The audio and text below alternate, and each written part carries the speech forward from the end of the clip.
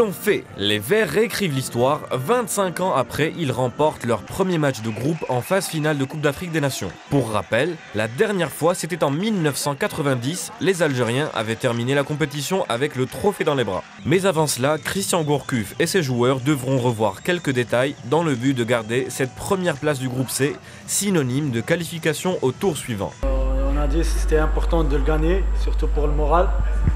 Alhamdoulilah, les trois points, on les a maintenant, mais c'est pas encore joué.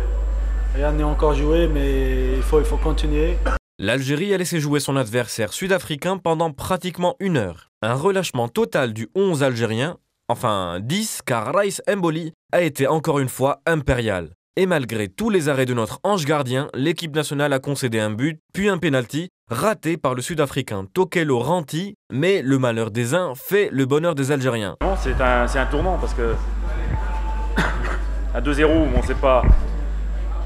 c'était pas fini non plus, mais c'est effectivement, s'ils avaient marqué, ça aurait quand même, je pense, été très compliqué de revenir. Un match relancé ensuite par un but contre son camp de Latchvayo, puis intervient Fawzi Roulem, élu homme du match, l'auteur du deuxième but algérien venu d'un exploit individuel. Il a littéralement fusillé le gardien sud-africain d'un tir à bout portant. Et pour finir, l'inévitable et insaisissable Islam Slimani a corsé la marque, score final 3-1 pour les Fennecs.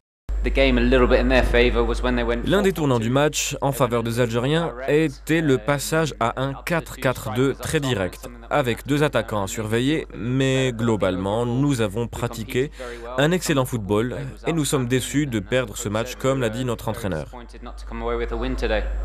En résumé, un match intense et éprouvant, mais pas au niveau attendu. Peu importe, car les 3 points sont là et c'est la priorité dans ce genre de compétition. Les Black Stars du Ghana seront en quête de leur première victoire dans cette CAN 2015 et seront les prochains adversaires des Fennecs. Rendez-vous pris donc ce vendredi 23 janvier à 17 h.